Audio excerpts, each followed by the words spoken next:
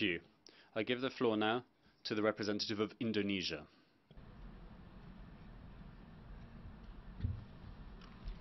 Mr. President, Indonesia would like to exercise our right of reply to the statements delivered by Solomon Islands and Vanuatu, echoed by Nauru, Marshall Islands, Tuvalu, and Tonga regarding matters concerning Papua, a province of Indonesia. Indonesia is shocked to hear that at this important stage, where leaders gather in this august body to address the early implementation of SDGs, the transformation of our collective actions, and other global challenges such as climate change, of which the Pacific countries are affected the most. The said leaders chose instead to violate the UN Charter by interfering in other countries' sovereignty and violating its territorial integrity. We categorically reject the continuing insinuations in their statements. They clearly reflect an unfortunate lack of understanding of the history, current situation, and progressive developments in Indonesia, including in the provinces of Papua and West Papua, and also an unfriendly and rhetoric political maneuver. Their politically motivated statements were designed to support separatist groups in the said provinces, who have consistently engaged in inciting public disorder and in conducting armed terrorist attacks upon civilians and security personnel. Evidently, the statement made by those countries clearly violates the purposes and objectives of the UN Charter and the principle of international law on friendly relations among states, as well as the sovereignty and territorial integrity of states. I repeat, it is a violation of sovereignty and territorial integrity of states. It is highly regrettable and dangerous for states to misuse the United Nations, including this August Assembly. These countries are using the General Assembly to advance their domestic agenda and for some countries to divert attention from political and social problems at home.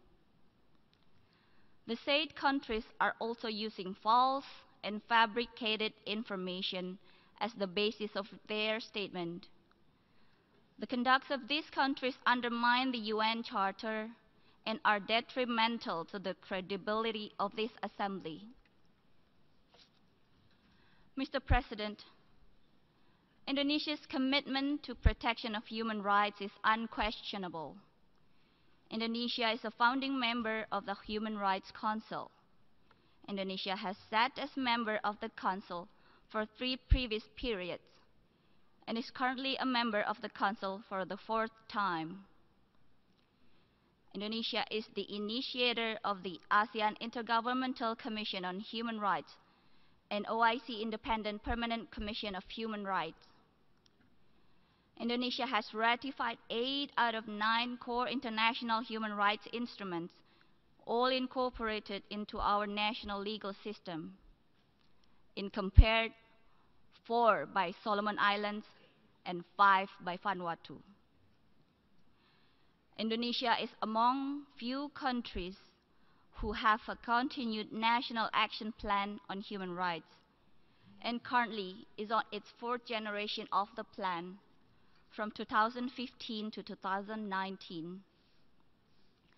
Indonesia has an active and robust National Commission on Human Rights since 1993, vibrant civil society and free media. Indonesia is also a country with full-fledged democracy in function. With such a vibrant national democracy, coupled with the highest commitment to the promotion and protection of human rights at all levels, it would be nearly impossible for any human rights allegations to go unnoticed and unscrutinized. Mr. President, we reaffirm that there are domestic mechanisms in place at the national level in Indonesia as well as at the provincial level in Papua and West Papua. For our part, Indonesia will continue to give appropriate focus to the development of Papua and West Papua provinces, and to the best interest of all.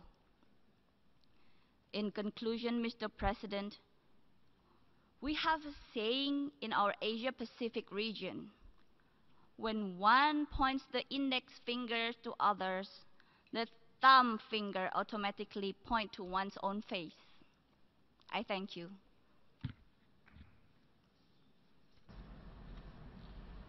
Je vous remercie. I would like to thank